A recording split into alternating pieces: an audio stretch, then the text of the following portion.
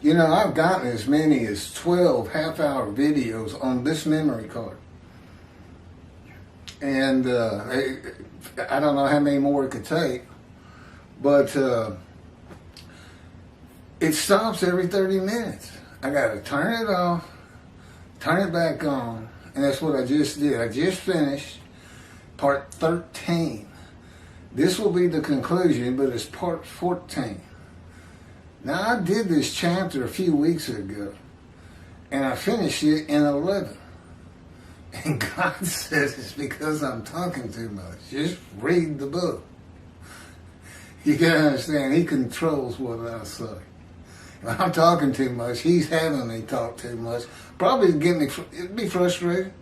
That's part of I'm still in the fire refining. It doesn't end. I can barely get out of this chair. He's got my knees locked up, and He's pressing on my shoulders and my neck. If I seem like I'm kind of bent over, it's because of Him.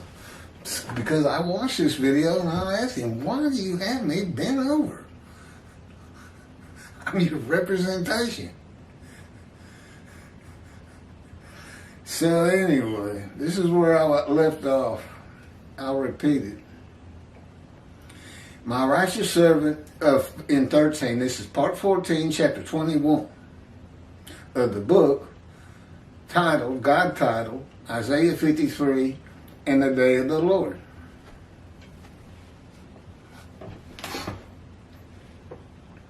That He dictated to me is He dictated the Torah to Moses. Moses couldn't have possibly known the information of the first 5 books of the Hebrew Bible. And if you would listen to these proofs on the video or read this book, you'll know I couldn't have this knowledge any more than he could have had the knowledge of Genesis, Leviticus, Deuteronomy, Numbers, Exodus. Well, I would have had some first-hand information there, but he still didn't write it. So, picking back up with the paragraph my camera went off on at 30 minutes. My righteous servant makes the many righteous. It is their punishment that he bears. God's righteous servant is a man of pain, suffering, and wounds throughout his life, orchestrated by God, who takes credit for just about every bad thing that has ever happened to me. Came to me at birth, but didn't let me know He was with me until I was 50 years old. That was after the cancer. Well after. I had the cancer when I was about 43, and He talked to me when I was 50. Man of pain and suffering, wounds throughout his life with persistent hardship and troubles, grievously affected, especially by disease, and severely injured at one time or another, as though plague smitten and afflicted by God. Yeah, read the book, The Life of God's Righteous Servant. He also dictated to me. It's all His.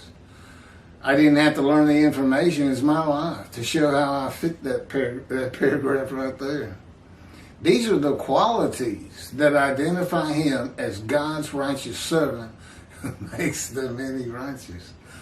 It is this life that has prepared Him to be the teacher of righteousness. Yeah, it may be pretty tough. A lot of suffering. Suffering makes you stronger, God says. And those who listen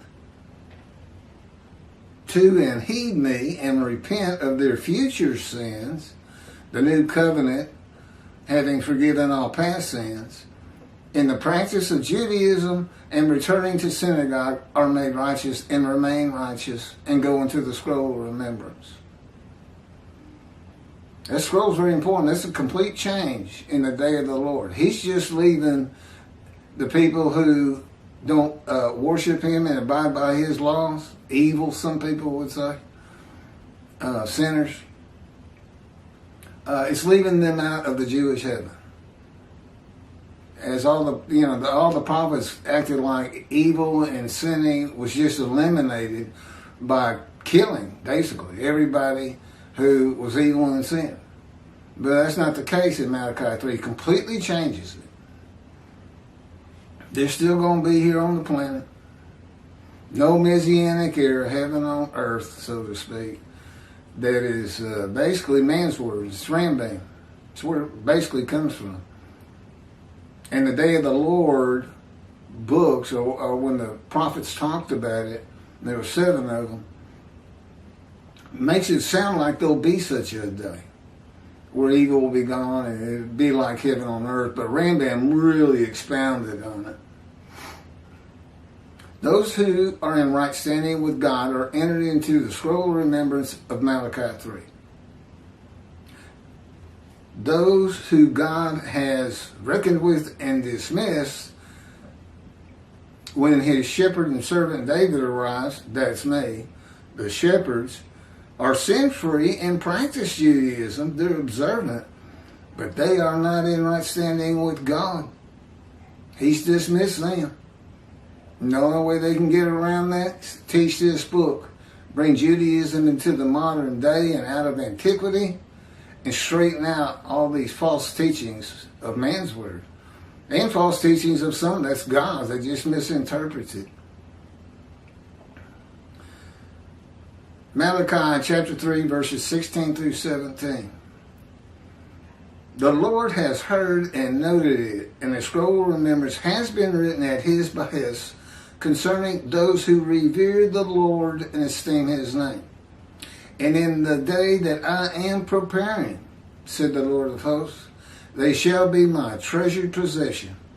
I will be tender toward them, as a man is tender towards the son who ministers to him. That means heaven. Because God's not going to go to people and do that here on earth. And I said, you could have read it a little clearer than that. He said it's perfect. The scroll of remembrance is not the book of life that I am preparing. Is the day of the Lord. Oh, the day that I am preparing is the day of the Lord. A man who is tender towards the son who ministers to him is a man who never wants to be without him. Isaiah 55, 65, chapter 17 through 18.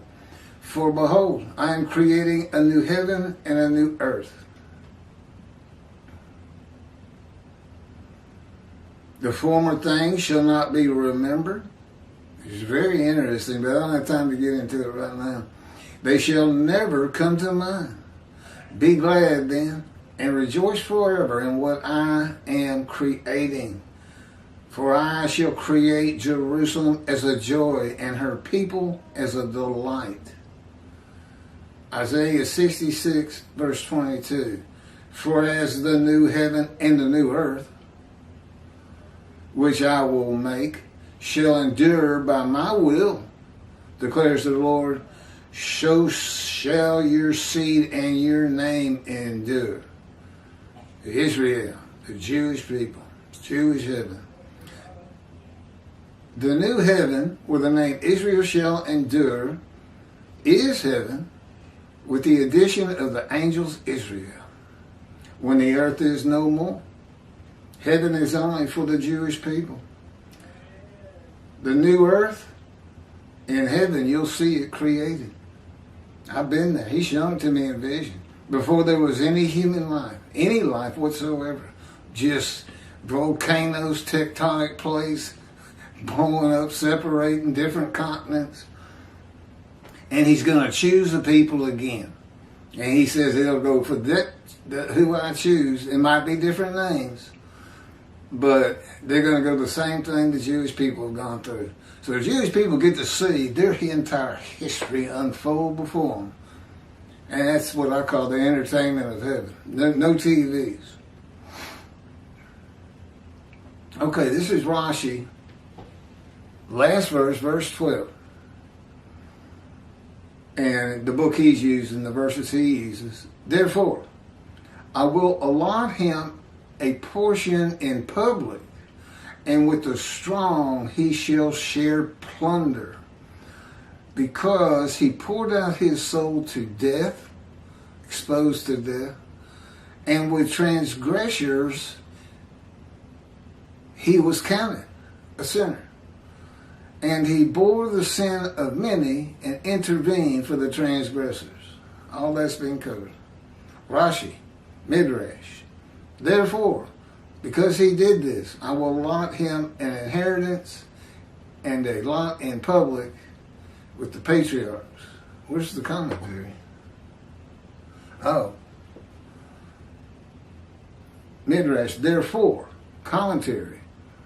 Because he did this, I will allot him an inheritance and a lot in public with the patriarchs. When were all of the Jewish people as one man Israel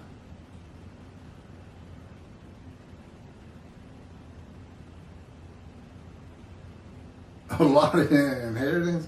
Because he did it. Did this. Well, one of those did this is exposed to death. When were they all as one man, gathered as one man Israel? I don't know why Jews for Judaism and Toby Singer don't get that concept. 2 times, Oreb and Jerusalem by the 13 tribes who returned. Another fabrication, these supposed mythical 10 lost tribes. Read Israel. You can't come up with that. They gather as one man in Jerusalem. It's only 2 times it's happened. So I don't know. And 53 describes a Gentile, not a Jew. And they don't even know that. They don't know when the day of the Lord is. They don't know anything about the angel of God's presence, the Holy Spirit. And yet I did. An atheist of 50 years. At God's orchestration, he wanted a clean slate to teach me. And I see what these religious people do and teach, and I just do this. I'm like, I can't believe this. I didn't know anything about religion. I didn't hang out with religious people at all. I didn't know Jesus had died for the sins of Gentiles or Jews first. I didn't know any of this. I didn't know there was a problem between Christianity and Judaism. I didn't know Christianity had stolen the book God dictated for his people. Called it their own, attached it to the New Testament. Commentary, Midrash. He poured out his soul to death. An expression like something in Genesis 24 through 20. I guess that's chapter 24, verse 20. And she emptied her pitcher. He poured out his soul to death. She emptied her pitcher. No, that's exposed to death. And with transgressors he was counted. Sinners. He suffered torments as if he had sinned and transgressed. And this is because of others. He bore the sin of the many. That's, again, vicarious suffering. I don't know where he's going with all this. Again, it's still better than Jews for Judaism or outreach Judaism. There's just an absurdity from the get-go. Midrash. And interceded for the transgressions through his sufferings. For good came to the world through him, vicarious suffering. He apparently, all the Jewish people as one man, Israel, atoned for the shame and guilt of the Gentiles. That's what Jews for Judaism says too. When I start to blur out, if I stand up, my autofocus goes back into effect. I don't know why that is. Okay, my commentary. From the JPS, chapter 12, 1985 version. Assuredly, I will give him the many as his portion. He shall receive the multitude as his spoil. For he exposed himself to death and was numbered among the sinners. Whereas he bore the guilt of the many, offering myself to remove their guilt, go through the fire of refinement, covenant with God, and made righteous, and are made righteous as the many who become a multitude. Okay, Midrash. For he exposed himself to death. God's righteous servant is crushed with disease that exposes him to death, but give him long life. Rashi says the Jewish people as one man, Israel, poured out their soul unto death. It does not tell us when this happened or will happen. They're never going to gather as one man in Israel again. Can you imagine trying to get every Jew, well over 20 million, on the face of the earth together as one man? It takes 100%. That's when they were gathered as one man. The Israelites, every one of them came out before Moses had ordered. And according to Ezra, happened again with the remnant of the 13 tribes that returned from the exiles. And they built the second temple as the holy seed. In the book of Isaiah, God forgave their sins. This is just a repeat story because we got a temple to build. And for whatever reason God has, he wants the Jewish people to be a holy seed when that's done. And there's 2 or 3 other reasons for that. And was numbered among the sinners.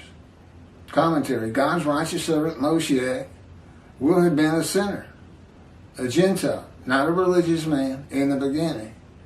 I had no problem with that. There's very few sins that I didn't do. That's not good language. I never murdered anybody. And I wasn't a chronic sinner. I just sinned with God's orchestration to falling into just about all of them. God thinks that's so funny. Whereas he bore the guilt of the many. Rashi says he suffered torments as if he had sinned and transgressed. And this is because of others. He bore the sin of the many. Okay, concluding. The Jewish people, as one man, Israel,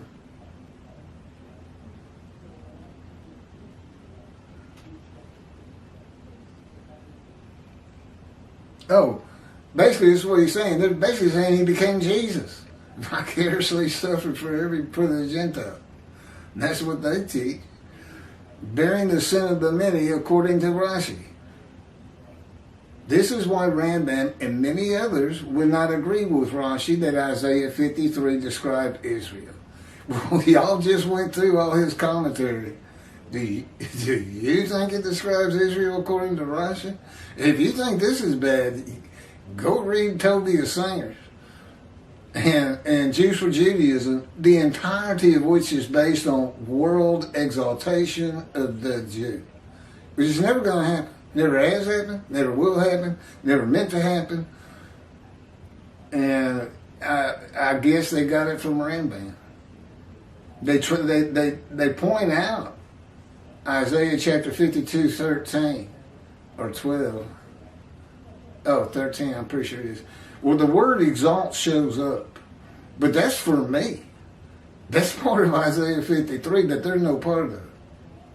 52 ends at verse 12. And it's a celebration of the return of the 13 tribes. And the exalting, that's basically getting the third temple built. And the exiles, yeah, that doesn't even apply. The Jewish people, as one man, are not described. It is a particular man known in the Babylon Talmud as the leper scholar, a man to be the representation of God in the day of the Lord, speaking and writing his words as the prophet like Moses. Now, I don't know why they just changed that. Michael Skoback comes out and says things like, our sages say. Well, your sages say it's not Israel. They say it's a man called the leper scholar, crushed with disease, leprosy, makes the many righteous by his knowledge, scholar. Okay, next up, we're finally done with 21 part 13 or 14. I don't even remember that. It's 14. But we're not sure. We missed chapter 20. And this is chapter 22. This is the discussion of Isaiah 53 that is pointed towards the fact Jesus does not fit any verse until you get to verse 12 that he's a sinner. And he is. God's got a top 10 lies of Jesus. And one of them is the greatest lie and deceit in the history of mankind. And there's a video on that one. Oh, there's no doubt. I mean, he just changed the prophecy. That's not what the prophecy is. It says all the prophets say of me. No, they don't. None of them do. It's a complete fabrication. Now, that's by whoever wrote that gospel. Jesus is a myth. I may be talking to him as though he was real, but he's a myth. I'm just talking about the Jesus that's in the story. And a great story it is. And then that's chapter 22. And then we got 23, which can already be found, but it's already getting in kind of bad repair. I'm going to redo it. That's Toby the singer and his assessment of Isaiah 53:10. And 24 is Jews for Judaism and their exaltation, which will be fun to watch. They'll be brand new and in good repair. But God may have me skip 20 and 22 and go right to 23 and 24. I won't know until I know. That's the way everything is with me. Nothing of the future. And he would never tell me what anybody's thinking or doing. Like Toby's saying, I don't know for a fact that he's heard there's some man out here screaming to the high heavens, I am the righteous servant Moshiach, which of course we know angers people.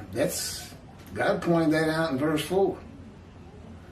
I don't know why. I mean, they believe it's going to happen, but when that belief gets tested, they fail. Why aren't they checking it out? Don't they owe that to their followers, their flock? Nobody's asked me, can we test you? Can we talk to you? And I'll tell them, read the book and we'll talk. We'll see. You'll not test me as you tested God at Massa. And you can find that in the Hebrew Bible. Okay. I'll take a break. I'm going to leave my setup up for the most part. And we're going to try to get another hour in. It takes some 6+ hours to upload these 2 half hours. And that's uploading them at the same time. I don't know why it's so slow. I've done it in 2 hours before. I think it's just YouTube. They're just having a problem right now. But that's why this is going so slow, getting this whole new set out. And I just keep reposting the old one, the last one, and that's current from 2 or 3 weeks ago. But like I said, there's some of them that are already really showing some wear and tear, where the voice isn't synchronized with my mouth and a little bit, not blurry, but faint. Not near as bad as the old ones, the original ones from 2 years ago. But they got reposted some 40 times. We're only on 8 on this latest 50 chapters from a few weeks ago. Thank you for watching.